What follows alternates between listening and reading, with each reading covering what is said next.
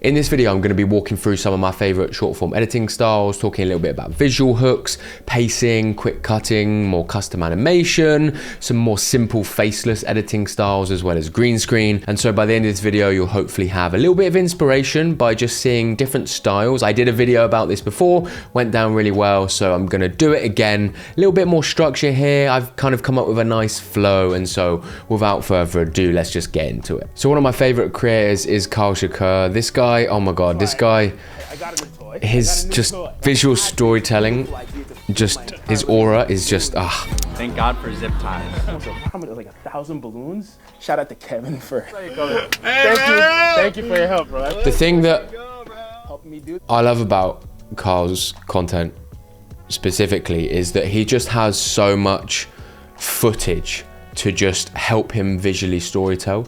And his editing is not complex. There's no technical elements to it. There's, you know, good use of music and sound and just showing the right thing at the right time to visually represent what he's saying and tell his story. I actually came across Kyle for his visual hooks. Intro the exact same way every single time. It's fast, it's effective, and it grabs your attention. Today I'm gonna show you exactly how I do it. So he used to do these sort of like where he'd like click in and then it would, I actually did one of these like as a tutorial, but I want to just talk about like visual hooks a little bit and how I do them as well. And so I've got a video here, 3 websites for creating custom animations that you should probably check out. You can see within 1 second, I just want to show my face in the video so there's some recognition. And then we go 5 free websites for creating 1 second. And what I did was I found the most visually appealing things of these animations. So I showed 5 websites, but I only found that 1 website had the most visually appealing ones. And this is very intentional. I sat there and waited for like the video on their website to show these. And like, I know that like people, that this is visually appealing because you can see that the person is, the animation is using a cursor to like change the motion. And you know, this is all very intentional because I'm trying to pique people's curiosity to watch through the video by finding the most visually stimulating, attracting just thing that's gonna be like, oh, I wanna see what that is. That's exactly what I'm trying to do here. And a more sort of extreme version of this. Testing Runway's new restyle feature. This video did about 1 million views on TikTok and Instagram, I think. This is me just testing. I was testing Runway's new feature and I spent fucking ages figuring out which characters to use, but I wanted characters that would be like, whoa, what the fuck is that? You know, I wanted that what the fuck feeling. Because I know as soon as that hits on someone's For You page, they're seeing that blue sort of like, you know, Ice King sort of style, you know, person thinking, what is that? This is me just testing Runway's new restyle. And then they realize what's happening and it's mimicking me, and then they're hooked in. Where you take the first frame of the video. So yeah, visual hook is so important. You've got to bang it straight away. And I just want to also, I've got a few of Rourke's videos here because I really like his editing. And so this is my AI twin. And he does exactly the same thing. I'm just going to break it down. So this is my AI. So again, very intentional here. You look at that and think, so this is my AI. What the fuck is that? Like, you can tell that's him. You see the cursor there, and he's moving it, and it's in some sort of 3D dynamic environment. And now I'm curious, what is that? Like, he's created, I don't know what he's created, and therefore I want to watch. And then, And I have trained it so that I can completely control my facial movements. Now he's telling us, and now I'm seeing him in different locations. So now I'm trying to get, he's giving me context to what that visual hook that pulled me in. The camera movement. Now I can put myself in any setting, from any perspective, and also have... Now I want to watch it. So he's piqued my curiosity, and I'm like, what is that? He's told me like kind of how he did it, like what it is it, and now he's going to show me how. And that's really, it's not, you don't have to do it like that in every way. I sort of kind of try and say what I'm about to show and visually represent it. And the very simple example that I always give is like, if I'm like, I just built the biggest cake in the world and I'm going to show you how to do it. If I just said that, you think, okay, great. But if all I have to do is show the biggest cake in the world, maybe like next to the Eiffel Tower to give some context on how big it is, and the person doesn't have to think. It's the best thing about a visual hook is the person not having to digest it and to actually comprehend it. Like it can come up in a flash, and because you're saying something at the same time of you visually showing the thing that exactly kind of represents what you're showing. You don't have to think about what's being shown, it just makes sense. And that's what you should always think about when you're trying to figure out what to show in your visual hook when matching with your spoken hook. And you can do it in different ways. It can be a static image, it can be a video, it can be the thing that Carl did, which his is like some sort of animation. There's so many different visual hooks, so I would recommend just experiment, see what works for you, see what fits in your style, and then when you find something that works, just keep going with it. So I just spent the last 7 days paying and testing. Again, Rourke is very, very intentional here in showing a visual where you're like, what, two guys smoking in the clouds, like, what is that? Like, he's deliberately making eye-catching stuff with the AI tools, so it catches your attention. For all of the best AI video generation, AI ads. So here's exactly handle journey, which costs $15 per month, and click the paperclip icon to lock. And you can see here the pacing is matching the music here.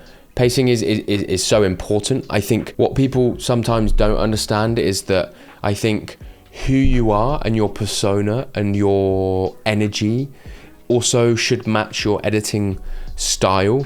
If we go back to this video, AI twin and self-effect human lifelike movement. I can even put myself working behind a bar, for example, studio. On LTX Studio, you can see that they've got the train and actors section, where you can upload a bunch of photos of your... Rourke has a little bit of a higher energy than me. I'm a bit more sort of slow and and that's usually represented with my sort of, I don't cut fast, I sort of move my edits slowly with zooms and that represents my sort of style, tone and pacing, whereas Rourke's a little bit quicker.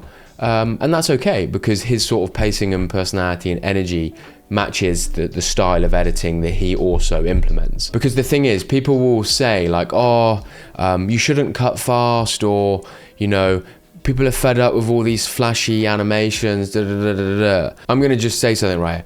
Cutting fast only looks shit when the cutting fast looks shit, you know?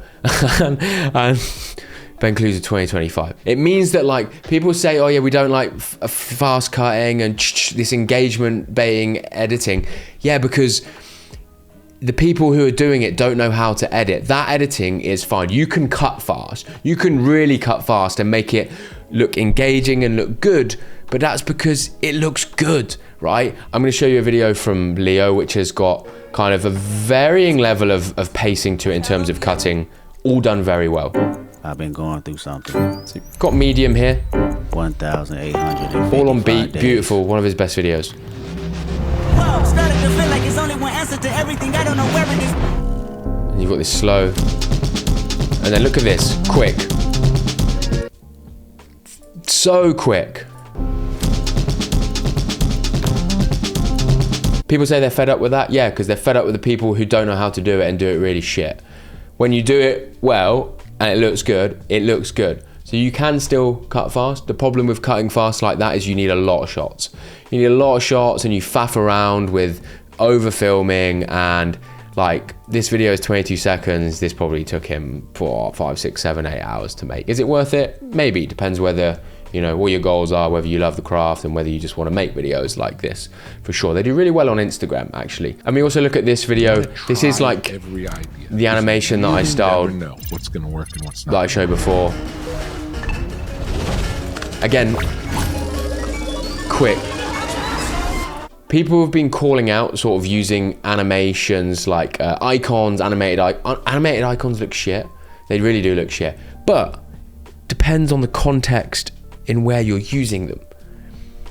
They only look shit if you make them look shit because the whole edit is shit. Like if you look at these are animated icons and logos, but they just work. What's not going to work. Sound effects are amazing in this video. People say these sorts of animations look tacky in terms of when they're used on talking head videos, because they do look tacky. I think it's really difficult to use animated like icons with talking head. This has got some talking head, but he's not using, it's different. He's put some sort of like grid over it as well. Again, it's just about style and design, like what looks good and what doesn't look good.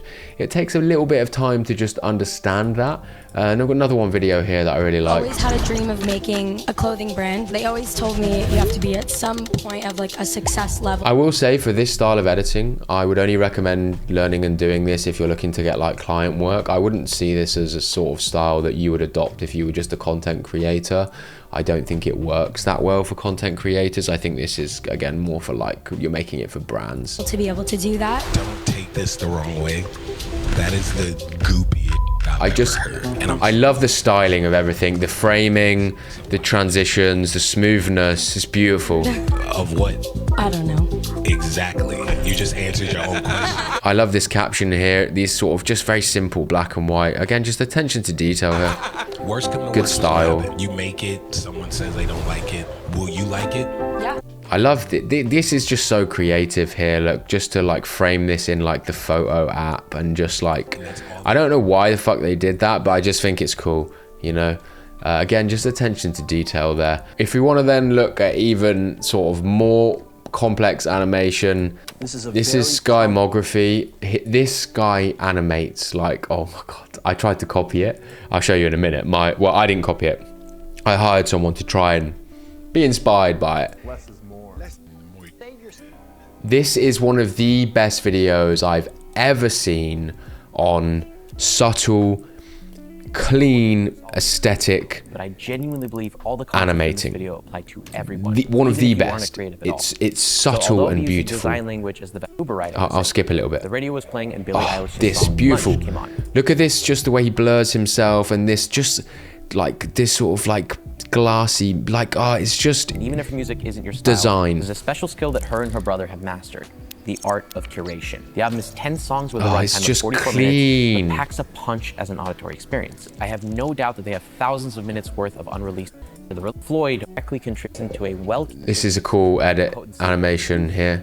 And I'm not saying that short albums are good and long albums. It's just so complimentary, and it's like representing what he's saying. My favorite one is this one, and then we'll move on because we'll be here all day.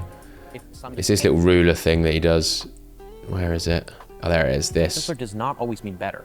But by exposing yourself to this practice of adding and then subtracting, you're actually learning twice as fast. Oh, look at that. Look at that. Teach me. Like, this is just next level editing, like when it comes to creativity, like in terms of like coming up with what to show to represent what's being said, the actual design of the elements, building the custom elements, coloring them, making them look nice, and then sound design. This takes a long time. I don't expect many people to be at this level. I am nowhere near this level. I will never be. I don't have any desire to get to this level. I did, however, the content creation hire someone to try and not mimic it. The content creation space is about to hit a tipping point. With doesn't compare, but more accessible every day, and the barrier to entry becoming lower and lower. The thing is about this style, I loved it, and it was really clean and nice, but I hired someone. It would take him 3 or 4 days to make these videos. I was paying someone like $3,000 a month to work full time for me, but the problem is that like all of this like custom, like really custom nitty gritty editing takes so long, and I was like, is this actually making my video much better? It's making people go, yeah, oh, we love the editing style, but the problem was that like, it's nice, don't get me wrong, I got a lot of compliments like this is nice, but I was like, is it worth it? Is it worth it? Is this really complex technical editing style worth it, or can it be done in a more simpler way without having to do all of this complex stuff?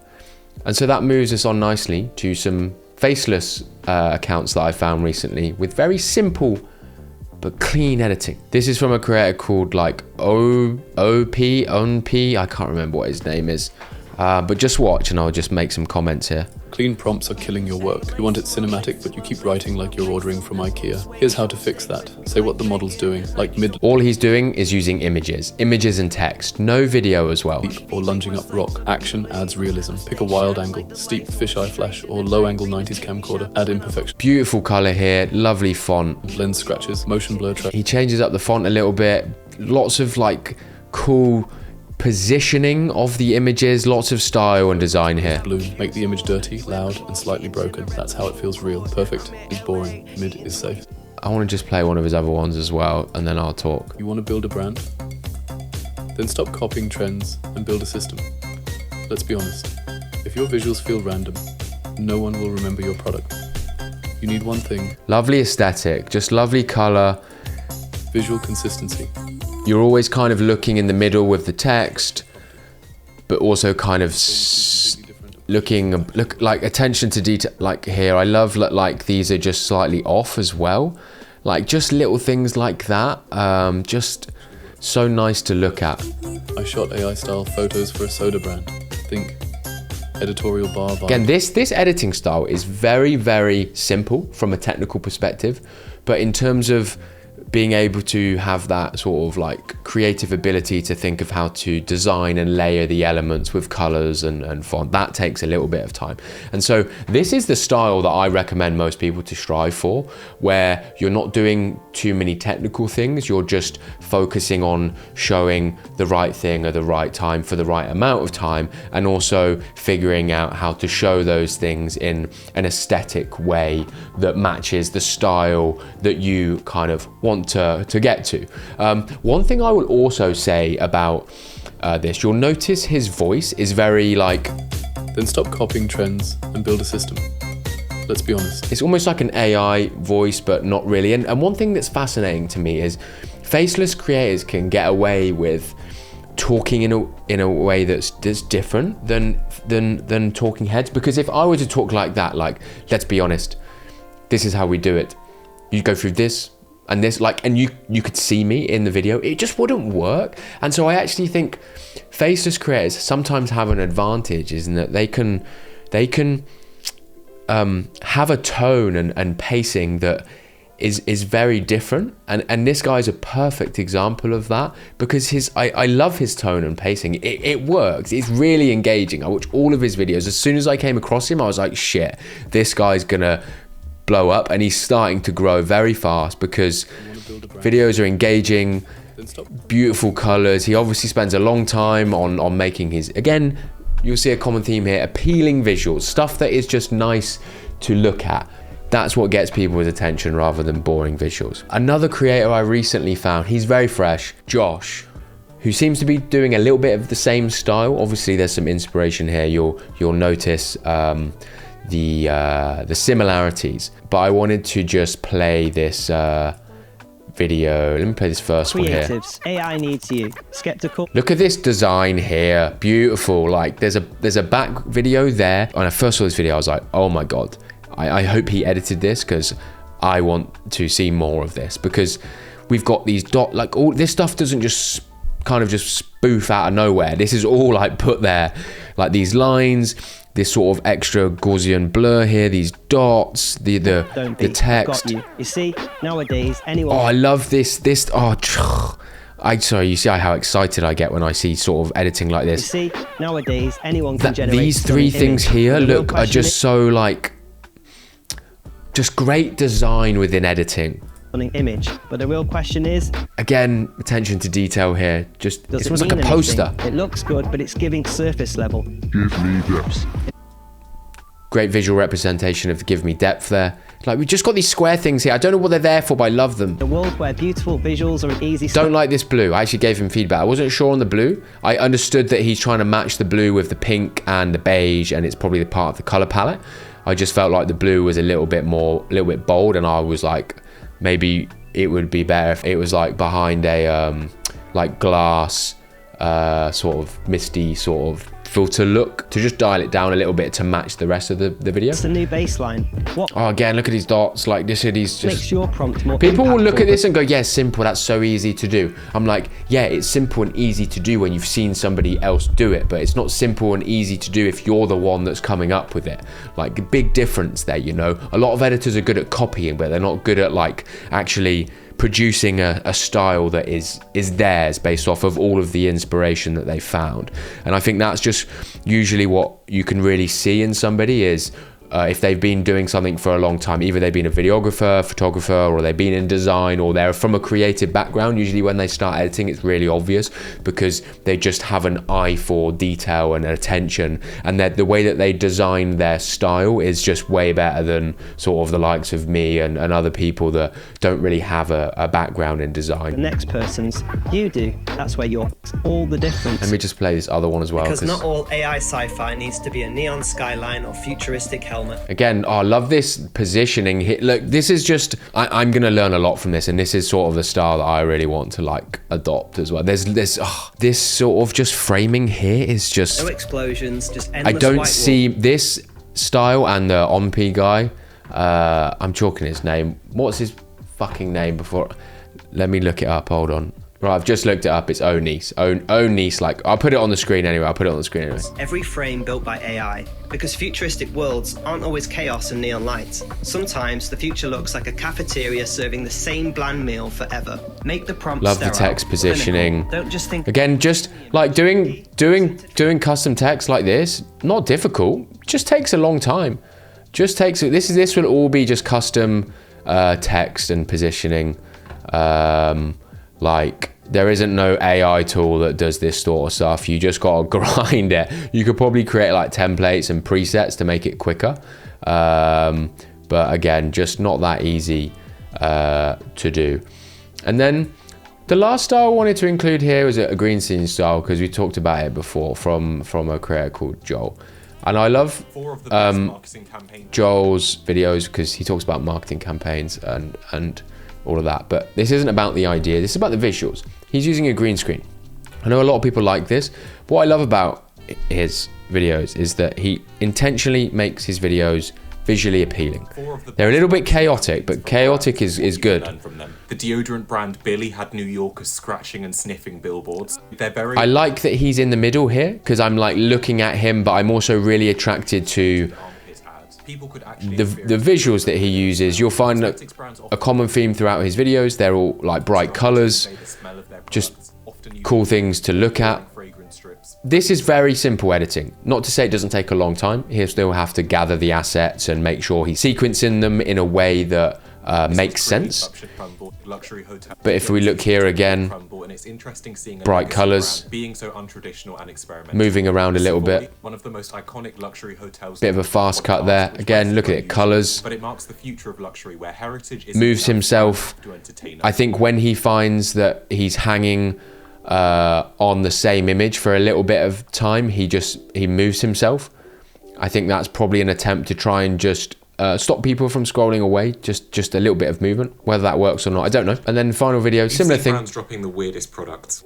Again, he's using sort of this idea of brands dropping weird products. He's using that idea because he knows that idea will be able to bring to the table visually stimulating things, which is a great strategy when you're thinking about, you know, the ideas that you're going to create. Like, is it a good idea? And am I going to be able to find and produce good visuals that represent that idea? Weird packaging and ideas from brands like is perfect, because you're like, it gives you that what the fuck factor. What are these? There's 3 or 4 different things on here. Again, bright colors. And I just think that the green screen style here works really, really well. Really, really simple to do. You still have to find the visuals. This is the key thing, is that you still have to think about what to show and when. And this applies to all different styles of videos that I've just shown today.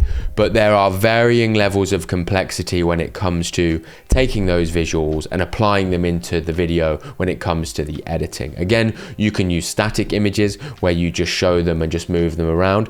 You can then do a bit more animating with them. You can do a bit more repositioning with them, or you just simply just show them, bang.